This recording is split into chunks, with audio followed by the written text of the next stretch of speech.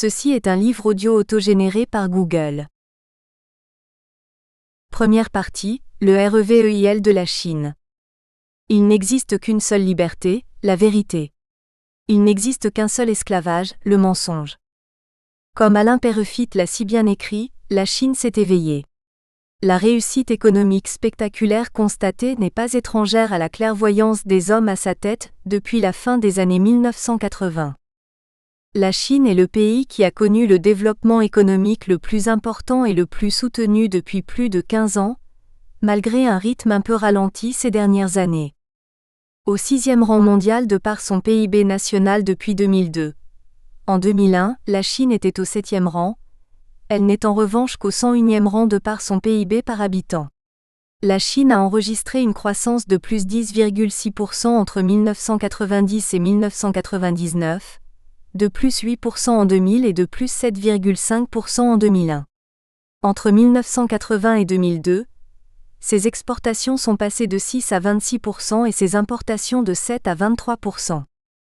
Avec un taux de croissance de plus 8% au lieu des plus 7,3% de prévisions annoncées en début d'année par le directeur du Bureau d'État des statistiques, Zhu Zixin, 2002 a été une année d'affirmation de la Chine sur la scène mondiale.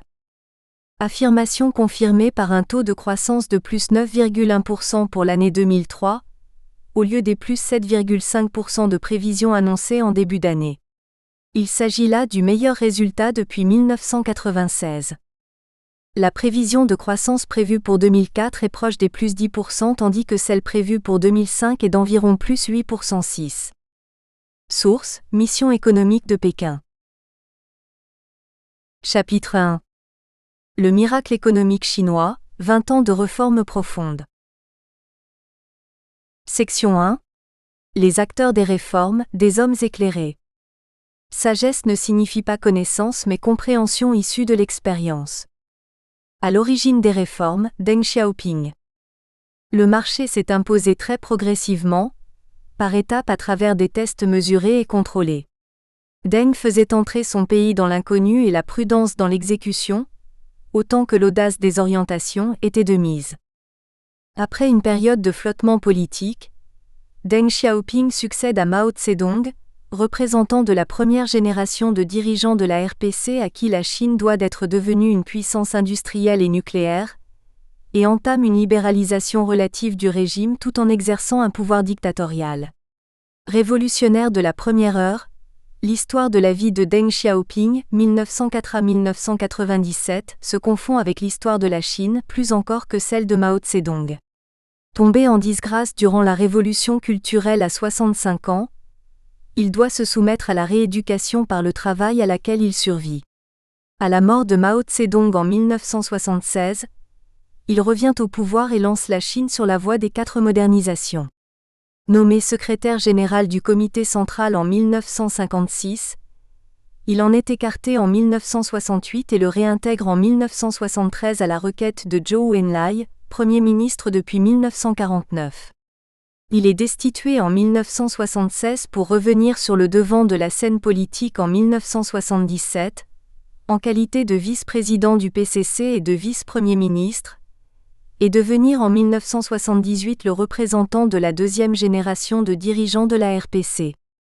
Les erreurs de Mao Zedong sont alors rejetées sur la bande des 4, sobriquet donné par ses adversaires à un groupe comprenant Chiang Ching, la veuve de Mao, dont l'influence est soupçonnée d'avoir été particulièrement nocive.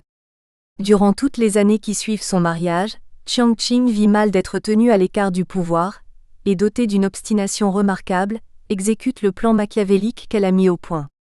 Elle va tout faire pour isoler Mao Zedong dans le but de régner seule sur lui. Elle va intriguer dans l'ombre pour éliminer tous les proches, amis ou parents de Mao, qui pourraient menacer sa sécurité personnelle ou freiner ses ambitions. C'est à partir de 1961 que son influence commencera à se faire sentir. Elle obtiendra non sans difficulté la direction de la censure cinématographique, ce qui lui permettra de régler ses comptes avec ses ennemis du temps où elle était actrice à Shanghai, et de faire disparaître les films contraires à la politique du parti dans lesquels elle avait tourné alors. Les années passent et son influence ne cesse d'augmenter. Après 1972, Mao abandonne peu à peu la direction du pays au Premier ministre Zhou Enlai. Atteint par la maladie de Parkinson et par une artériosclérose cérébrale, Mao perd progressivement l'usage de la parole.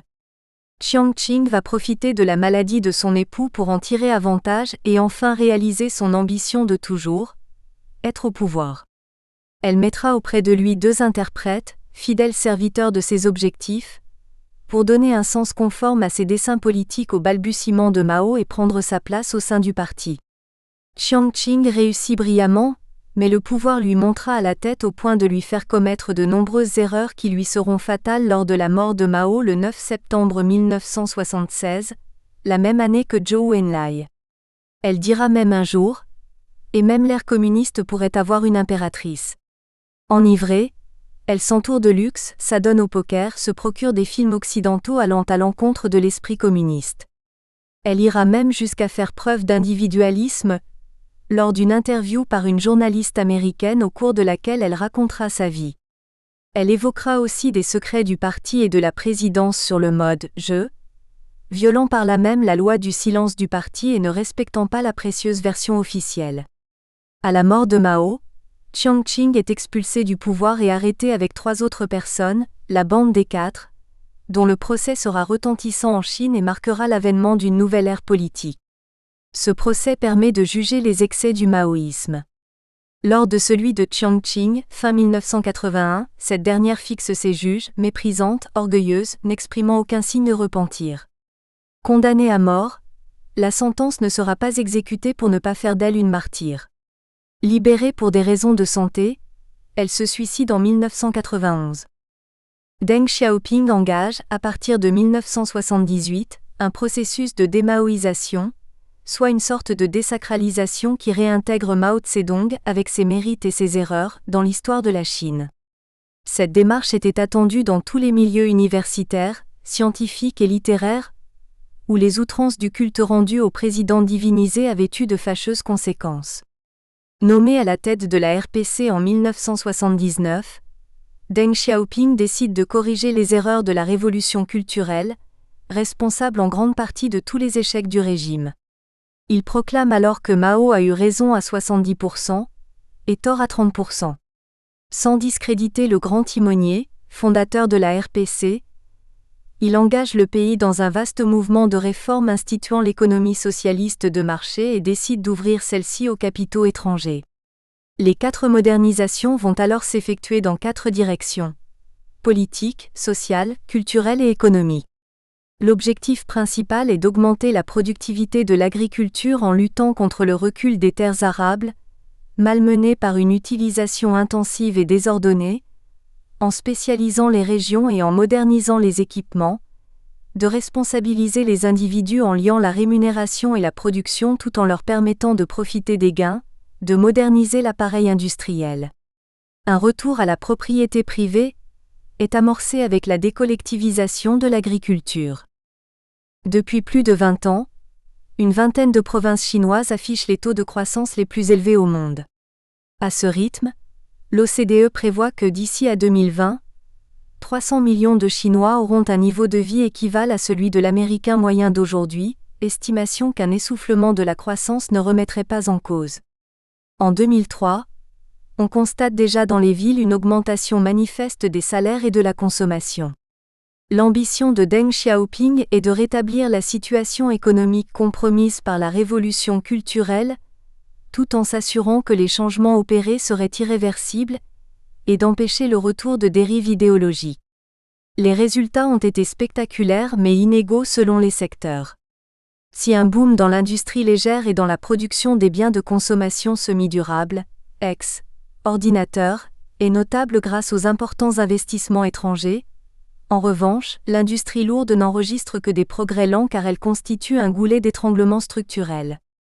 Son objectif étant de s'assurer le maintien de l'autorité du parti ainsi que la poursuite tenace de la modernisation de l'économie chinoise, Deng Xiaoping a su préparer sur des années, de 1978 à 1997 et de façon clairvoyante, l'équipe qui lui succéderait immédiatement ainsi que la suivante.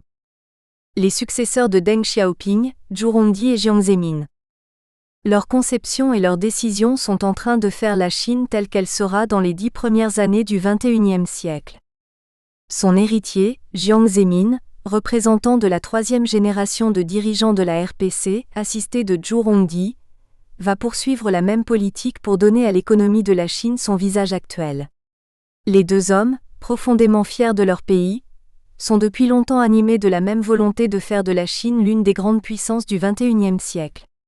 L'un et l'autre appartiennent à la génération des années 1930 et ont reçu le même genre d'éducation et de formation technique dans le contexte de l'agression japonaise. Jiang Zemin, né en 1926, suit ses études supérieures au département technologie et électricité industrielle de l'université de Shanghai tandis que Zhu Rongji, né en 1928, effectue les siennes au département ingénierie électrique de l'université de Pékin.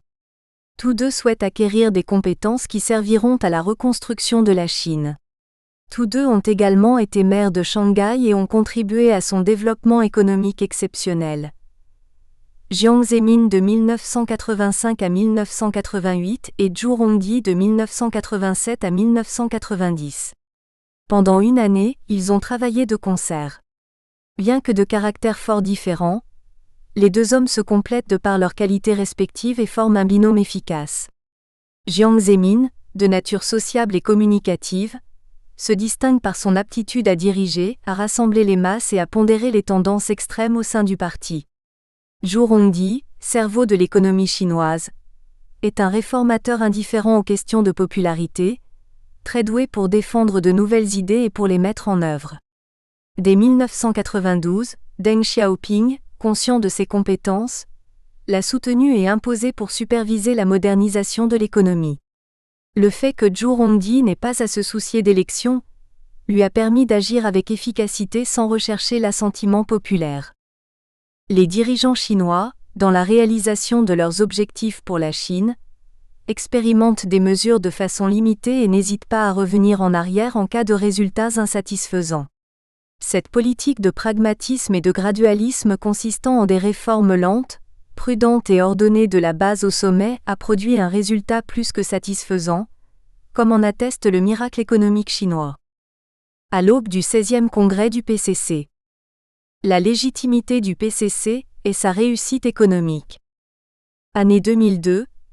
Plus de la moitié des dirigeants arrivent au terme de leur mandat dont le président de la République et le Premier ministre. Cet événement donne lieu à de nombreuses et discrètes luttes d'influence pour se faire une place de choix près du pouvoir, le relais entre l'équipe actuelle et la nouvelle devant avoir lieu en novembre lors du 16e congrès du PCC. Arrivé en 1998 au poste de Premier ministre et âgé en cette année de 73 ans, Zhu Rongji fait l'objet de critiques de fin de mandat concernant le résultat de son action, eu égard aux attentes et espoirs mis en lui lors de sa nomination. Le peuple a en effet beaucoup cru en lui, en son pragmatisme afin qu'il fasse évoluer la Chine. Aujourd'hui, à la veille du 16e congrès du PCC, le bilan est mitigé.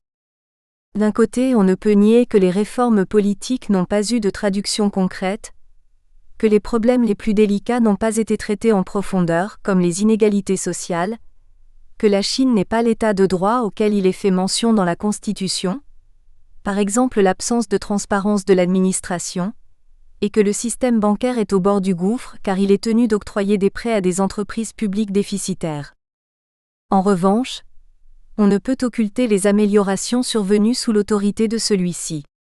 Une réforme fiscale a été engagée, des établissements financiers ayant pour vocation d'aider les banques à fonctionner sur des bases commerciales ont été créés, les négociations sur l'adhésion de la Chine à l'OMC ont abouti. Si le choix n'est pas encore arrêté pour la succession de Zhu Rongji, le président de la République, Jiang Zemin, quant à lui, devrait selon toute vraisemblance être remplacé par l'actuel vice-président Hu Jintao. Jiang Zemin, conservant pour l'heure la présidence de la commission militaire centrale, envisagerait de se retirer progressivement de la scène politique afin, d'une part, de permettre à son successeur de s'affirmer à son rythme et d'autre part, de ne pas provoquer de rupture dans la politique actuelle. À l'instar de Deng Xiaoping, il aurait en plus déjà repéré celui qui serait susceptible, en raison de ses qualités, de succéder à son tour à Hu Jintao afin de commencer dans l'ombre sa préparation. Toutefois, nombreuses sont les incertitudes qui planent sur l'organisation de la succession et l'apparition d'une nouvelle équipe de dirigeants dont on ne sait pas si elle peut conduire une politique de continuité ou de rupture.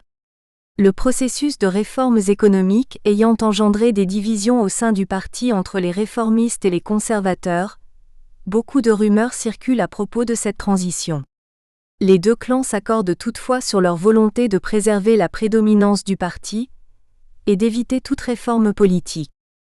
Pour les réformistes dont Deng Xiaoping, décédé en 1997, fut l'initiateur, il faut une transition rapide vers une économie socialiste de marché pour sauver le parti.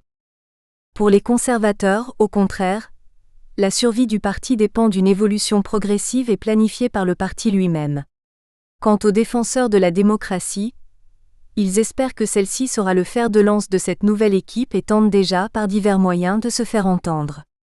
Ainsi, en janvier 2001, un officiel du PCC a publié les archives secrètes concernant la répression du mouvement étudiant du printemps 1989, sous le pseudonyme de Zhang Liang, avec pour ambition d'accélérer le processus de démocratisation qui est pour l'heure au point mort. Zhang Liang explique que le PCC, bien que corrompu, a été renforcé par la croissance économique et l'amélioration des conditions de vie. Il a, en parallèle, intensifié sa pénétration dans presque tous les secteurs de la société. De fait, l'évolution politique de la Chine ne peut venir de l'extérieur, mais uniquement de l'intérieur, c'est-à-dire de ses propres membres. Toutefois, l'action des Chinois à l'étranger en faveur de la démocratie a été nécessaire pour initier une prise de conscience de la part des autorités de Pékin en ce qui concerne les aspirations d'une partie importante du peuple. Zhang Liang est optimiste et croit que le XXIe siècle sera celui de l'avènement de la démocratie en Chine. Les dirigeants communistes chinois, très ambitieux pour leur pays, ont su jusqu'alors maintenir le régime du parti unique en adaptant son idéologie originelle sans la renier, comme en atteste non seulement l'évolution politique et économique de la Chine mais également la lecture du programme général des statuts du PCC.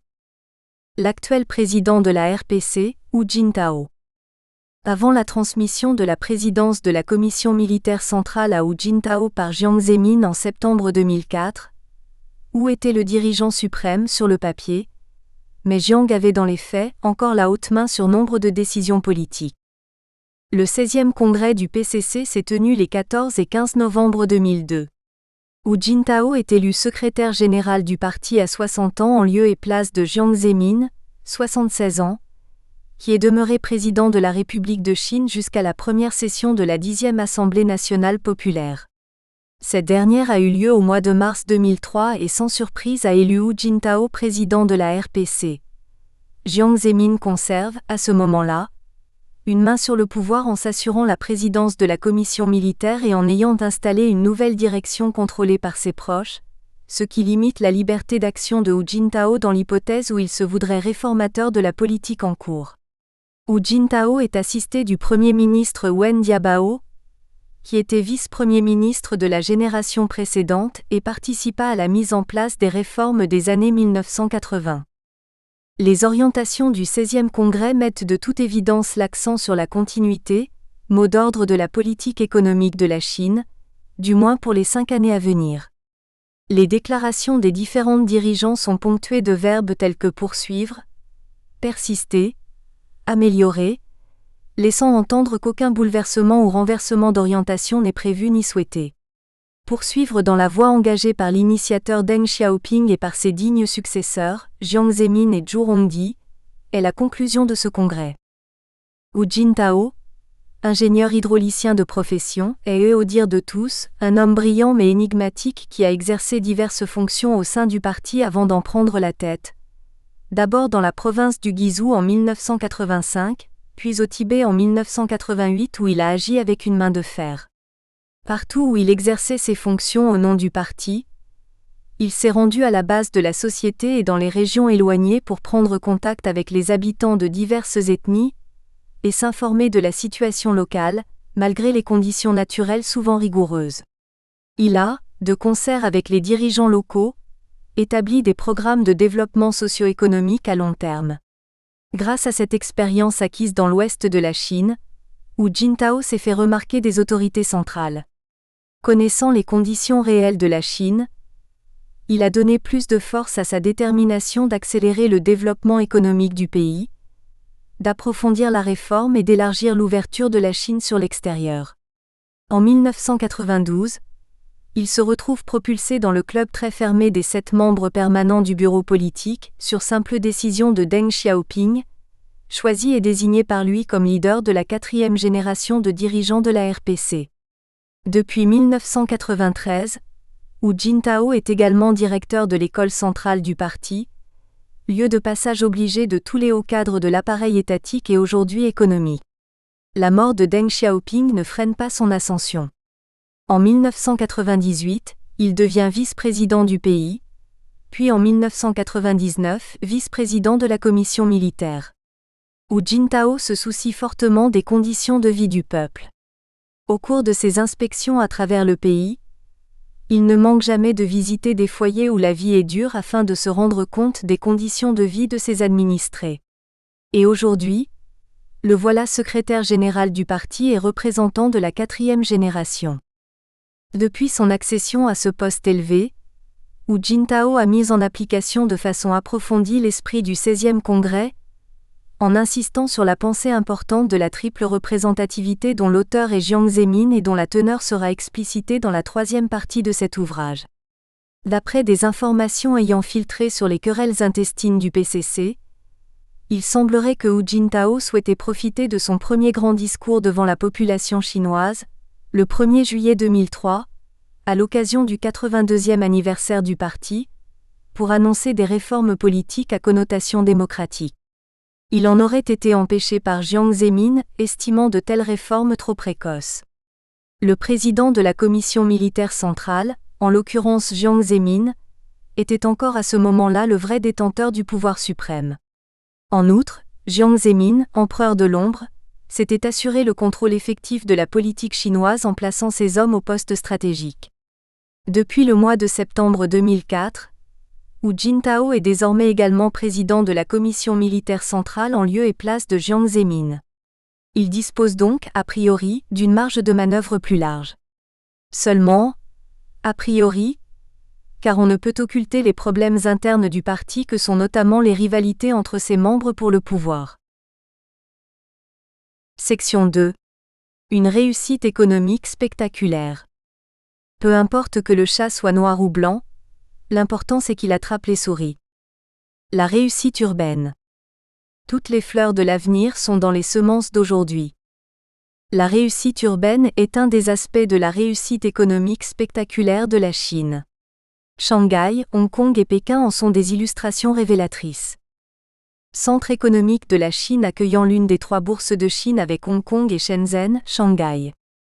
Est le 2e port du pays après Hong Kong, 4e au niveau mondial. Représente 0,05% du territoire. Représente 1% de la population. Dispose d'environ 5% du PIB et de 10% des ID. La croissance annuelle du PIB de Shanghai a été supérieure à 12% entre 1992 et 1997, et supérieure à 10% de 1998 à 2001, en dépit de l'impact de la crise asiatique.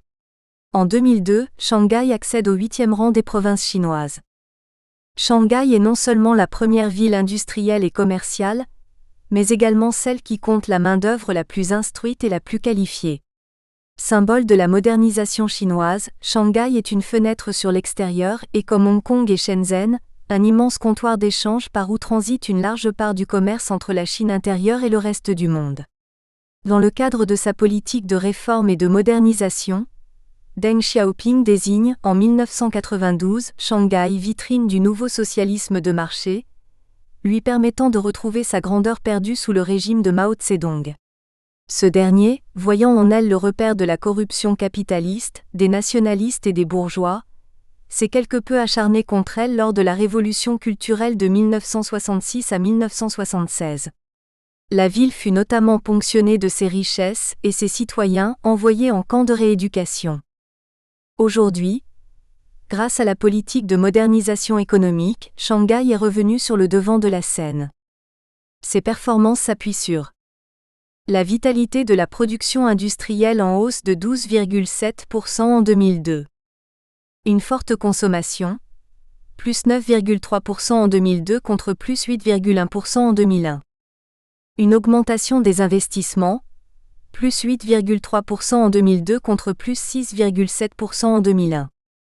En 2002, on constate la présence importante d'ID en provenance des paradis fiscaux ainsi que la position de tête de la France parmi les investisseurs européens en termes de flux. Îles Vierges, 24,1%. Îles Caïmans, 12,1%.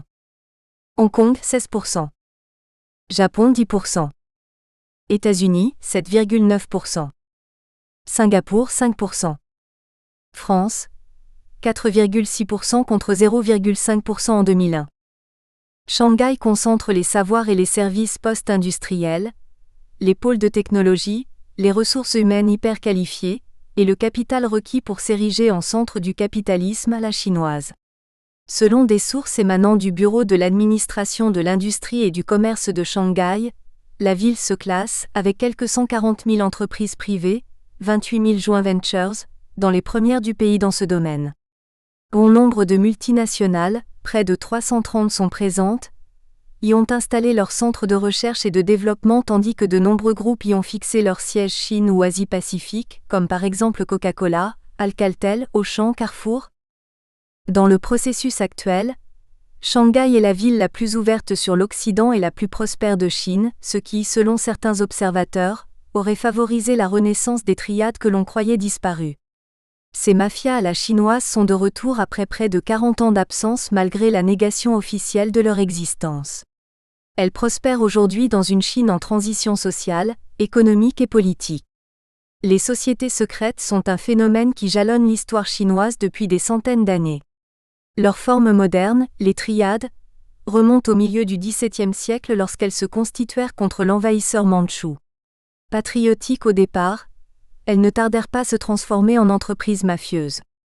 Dans la première moitié du XXe siècle, elles s'affilièrent au parti du Kuomintang, parti nationaliste en faveur de la démocratie, qu'elles suivirent à Taïwan en 1949.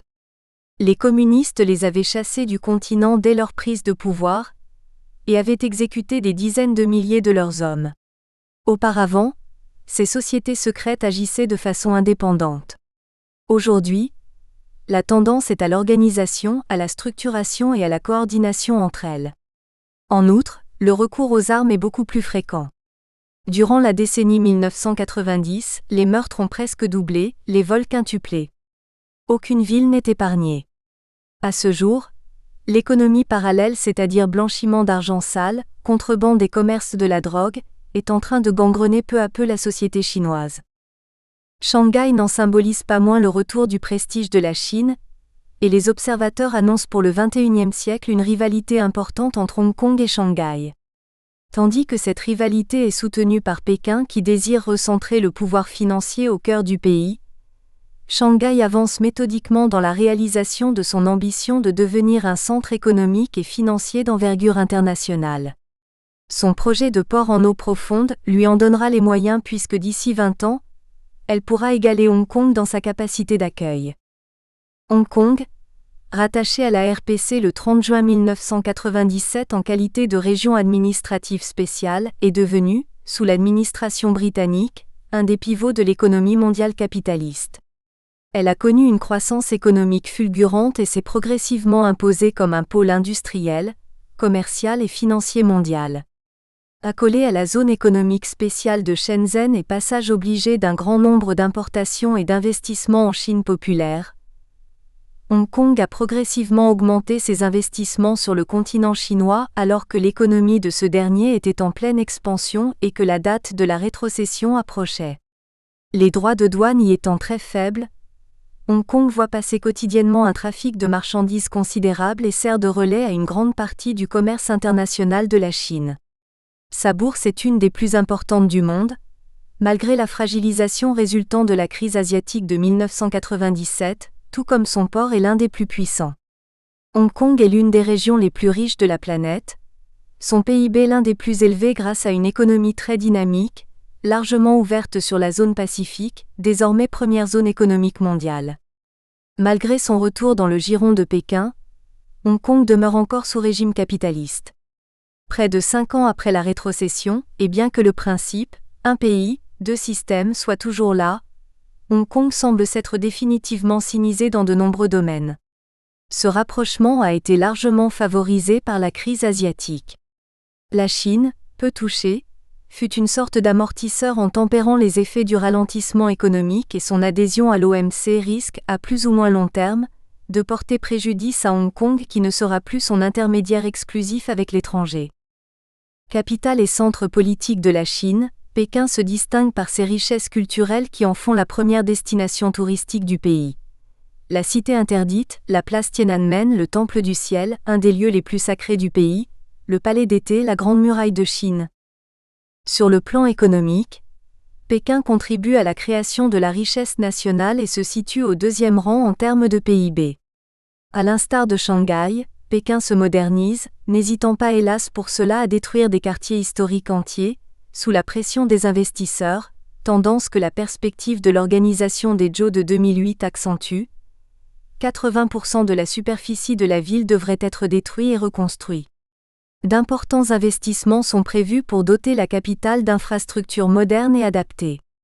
À ce propos, Yu Xiaosong, président du Conseil chinois pour le développement du commerce international, a dit, lors du 9e colloque économique franco-chinois qui se tenait dans la capitale en avril 2003, que les entreprises transnationales françaises joueraient un rôle important dans la construction des Jeux olympiques verts de Beijing grâce à leur expérience dans le domaine de la protection de l'environnement. Ce colloque, auquel quelques centaines d'industriels français ont assisté, avait pour thème la contribution des Jeux olympiques de Beijing au développement durable de la Chine.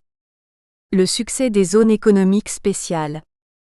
Considère le passé, tu connaîtras l'avenir. L'histoire des ZES a débuté juste après le début des grandes réformes de 1978. Les premières se sont installées autour de Canton mais surtout dans un périmètre très proche de Hong Kong afin de permettre l'exportation des produits destinés aux marchés internationaux. En 1985, parallèlement, apparaissent les zones économiques ouvertes puis d'autres zones qui, bien que de dénomination et de statut différents, offrent à peu près le même régime et poursuivent le même objectif. Constituer des pôles d'attraction et de développement à capitaux étrangers orientés vers l'exportation. En effet, afin de mener à bien ce développement de l'économie chinoise, Pékin avait besoin d'acquérir des devises et des technologies étrangères censées renforcer sa position dans les échanges mondiaux. Dès 1980, les joint ventures ou sociétés à capitaux mixtes fleurissent.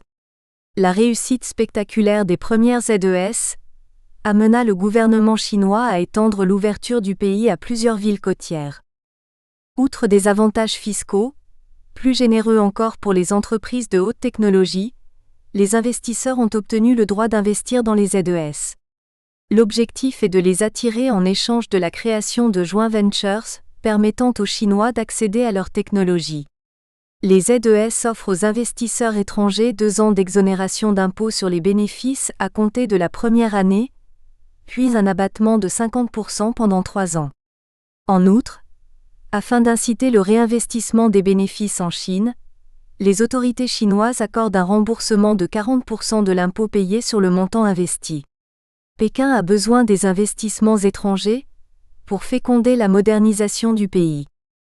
Toutefois, les entreprises chinoises, avec l'entrée de la Chine dans l'OMC, commencent à remettre sérieusement en cause les avantages exorbitants de ces zones, ce qui à terme pourrait conduire à leur disparition. En outre, l'obligation d'une application territorialement uniforme des règles de l'OMC peut avoir des conséquences sur l'existence des ZES. Nous espérons que vous avez apprécié cet aperçu. Pour continuer à écouter ce livre audio sur Google Play Livres, utilisez le lien dans la description de la vidéo.